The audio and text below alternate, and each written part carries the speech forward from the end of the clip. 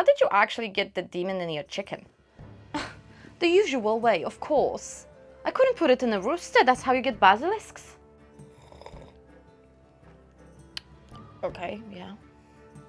I won't lie, I have found this book while searching for a birthday present for my best friend Steven, meaning that I was sitting on the floor in the fantasy section of Hodges and Figgies in Dublin, and I was going through all of the covers and titles and scrolling on Goodreads searching for the best reviews of things that he may like. And I saw a chicken on this particular cover, and I was like, ooh, that sounds great. Let's just say I'm a really simple woman. I see a skull and a chicken on the cover and I'm right away interested. So book in one hand and Goodreads reviews in another, I have been scrolling through the stuff and I have found a review that made me buy the book immediately. Let me quote it because it's that good. How do you not love a woman who has a demonic chicken, followed by a gif? Like, how do you not buy a book after something like this? Now, I did buy it, not for my friend, but for myself. Obviously. To the review though, and no spoilers in this one. Nettle and Bone turned out to be much tougher read than I have anticipated, and at the same time, I don't know what I have anticipated. I just knew that there was a demonic chicken and I was sold. It has really dark motifs at the beginning of the book, and it's actually nothing short of worrying at the beginning. Like, I started reading it and I was like, wow, this is gonna go downhill. Now, I know that not all of the books have a trigger warning, which is absolutely okay, this one doesn't, but there is something that may be triggering for some of the readers. Abuse. It's not talked about that much, but it is like a basic motive of why things have happened. Okay, like, I'm really trying not to spoil anything here. At the same time, it's actually in the blurb, now that I'm looking at it, it basically says, after years of seeing her sisters suffer at the hands of an abusive prince, Mara, the shy convent-raised third-born daughter, has finally realized that no one is coming to their rescue. No one, except for Mara herself. I would consider it as a trigger warning, because it's kind of dumb. This book also talks about how people in power never face consequences for what they have done, which is something that we kind of see in our everyday lives, and I absolutely love the fact that this book talks about it. Which is also the point to everyone who says, oh, you read fantasy, it has nothing to do with the real world. It does, you just don't know how to read it. In general, this book is full of fantasy aspects, magic, folktale creatures, and absolutely amazing characters that get to meet each other by chance, luck, destiny, whatever you want to call it. It takes the reader through a roller coaster of laughing, being sad, being horrified, being slightly disgusted a little bit, and just so many things in there. Like, I cannot really tell you. And this is a standalone fantasy book. And it's great. I loved it in so many places. And it's not big. It's a really easy read in a way. And last but not least, this is my favorite type of a story. The good old good for her. Now quickly about the author and why I think it's really important. T. Kingfisher, which is actually a pen name, is mostly writing, or used to mostly write, books for children. And it actually shows in this book some of the things that are written feel like you are reading a book for the kids a little bit, even though you should not give this book to the kids. Okay, like let's just kind of let's set it out there. It shouldn't be given to the kids. I am saying not to give it to the kids, but at the same time, I'm giving this book to my 12-year-old nephew to read. So I'll keep you posted. I don't know. Follow me on Instagram for more about this, I guess. It's pretty easy to read and follow. It's well explained, well written, and some of the things you just read and you're like, oh, this sounds a little bit easy. In a way, it's actually fun. I like it. So just putting it out there. It was hard to be frightened of the unknown when the unknown kept chickens. Let's give it my good old star review. Fantasy, 5 stars. Writing, 5 stars. Easy to read, really enjoyed it. Storyline, 4 stars, because some things take a while, although at the same time it's really real, like in the world. But then, like, it shouldn't be taking that long, you know? Things like this. World building, 5 stars. Characters, 5 stars. Demonic chicken, 5 chickens. Plot twist, 5 stars. Actually, it was pretty good. Good for her, 5 stars. Magic system, 4 stars. I did not fully grasp it. Like, probably it's me problem, not a book problem, but I digress. Timeline, 3 stars. Main character took years to figure something out. Anyway, overall, I'm giving it 4.8 stars / chickens. Now quickly, is the Nettle and Bone Onion to be read list? If not, you should totally put it in. It's a quick read. It actually took me 4 days to go through it. And I think it's like, it's not much. It's not, oh, it is 300 pages. Give me a sec there. It's 319 pages. And it's a good in-between read if you are between like 2 really big books. You can just go through this one and really be happy about the demonic chicken. It was great. I loved it. Now, spoilers review. If you don't want to listen about the spoilers and don't want to know anything about this book, please close this video right now and come back to it whenever you are done and we can discuss it. Now, spoiler. Now that everyone who has not read the book is out, let me just tell you one thing that really annoyed me. It took the main character 15 years, 15, to figure something out. 15! What? Okay, now I understand that at the beginning of the book, the main character, Mara, is a child. She's like 15, I understand, more or less. But by the time she finally figures it out, she is 30. 30! She's 30 years old, and she's not figuring out all by herself. No, she literally gets told what is going on, and then she's having an epiphany of, oh, that's it. Which is a little bit weird, like that much. But okay, I digress. That's the only thing that was kind of like, really, it took you 15 years to figure it out? Now, that was the only rant I had about this book when it goes to negative, so if you are always here for my rants, this is it. Now, let me tell you, when I started reading this book, the whole beginning was totally down my alley. I was like, wait, so they ate everyone and then they started to eat each other? This sounds really interesting. But then I kind of feel like the author was like, okay, that was dark enough. Let's just move towards something else now. And I was like, interesting. I like it. Really down my alley. I'm not entirely sure why the whole plot of people eating people just finished there. But I digress.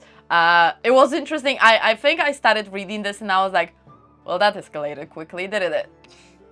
And actually, every time I read about some type of a cataclysm or any type of a problem that people are having, it always sparks the thought in my mind being like, what would I do in the same situation? Like, I know that eating other people is obviously wrong, but we know from history and from any current events that at one point you are that hungry and it is about your survival. So it usually gets me into like, what would I do in such situation? It is a dark thought, but it's there.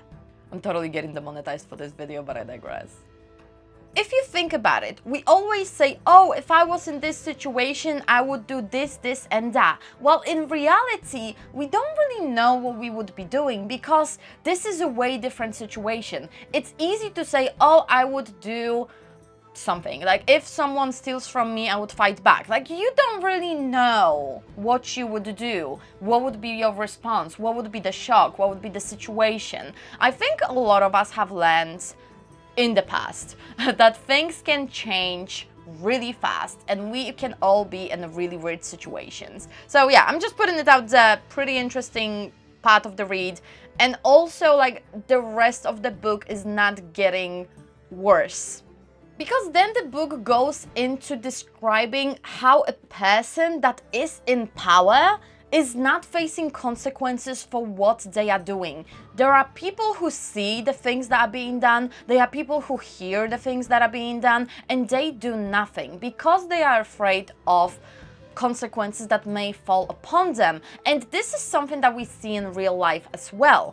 A lot of people in power never face consequences for the things that they have been doing. And there's this one person that sometimes comes out and is like, enough is enough. And you know probably where I'm going with this one. And I really like the fact that this book is actually touching upon this topic. And it's written so well that I think even a child would understand the deeper meaning of what is behind this whole book. At the same time, I shouldn't be really getting too deep into this topic. Maybe we should be doing, I don't know, a live stream about it. Let me know if you want it down below in the comments.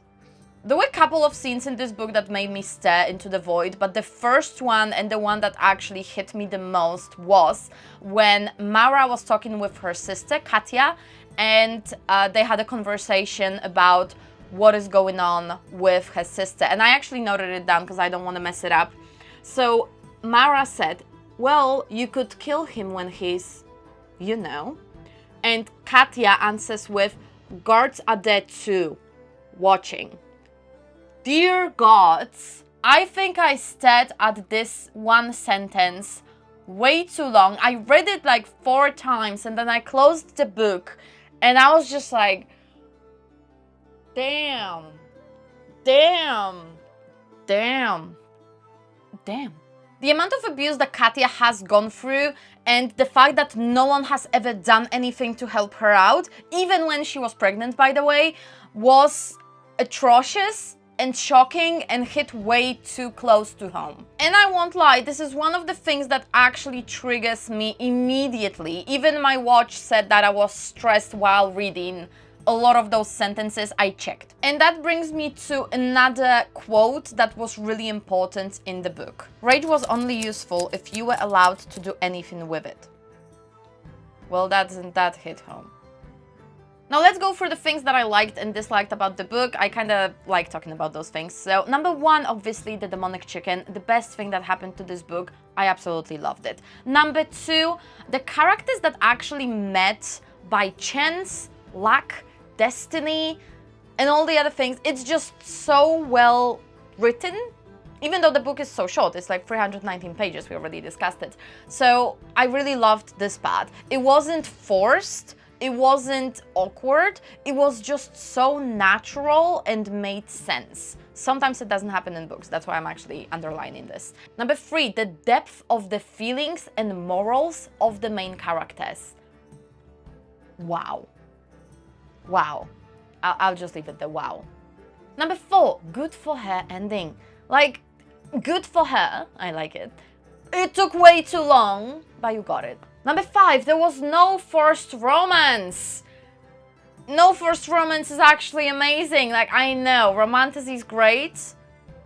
I like it, I have way too many books like this, but there was no forced romance in the book. And at one point I was afraid that it's gonna be there, but it's really not. There is a little bit of an awkward situation, which is kind of cute, but it doesn't feel forced. It feels really natural in a way. So I'm gonna leave it there. Next off, I enjoyed the lore and the ease of reading this book. It was really nice to read. It was pleasant in a way. Even though the topics are so hard, it was pleasant to read. And last but not least, it felt real. Usually in the books they are like, oh yeah, we have a plan, we're gonna go through with it and everything's going great.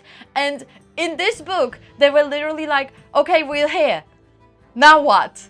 And I'm like, this is totally what I would do. Like, now what? They were like, okay, let's think about it and wait. And it's so real that you just read it and you're like, yeah, that's totally me. Like, this is what would happen if I was in this situation. Also, the best quote and situation ever is, you will live fatherless and in health. It's like, it's so cute. Now, I'm obviously not favoring this book just because of the demonic chicken. There were a couple of things that I didn't like, so the things that I was kind of meh about. Number 1, considering the fact that Mara had so much experience with pregnancies, miscarriages, giving birth and things like this, the fact that it took her 15 years, 15, to figure out that something's wrong with Katya is appalling, okay? Like, I cannot. Number 2, the fact that no one has even attempted to kill the prince before is actually shocking. And number 3, the whole intro, which was kind of cool about the cannibalism and stuff like this, finished abruptly. Like, it was there and then it was gone. Hey.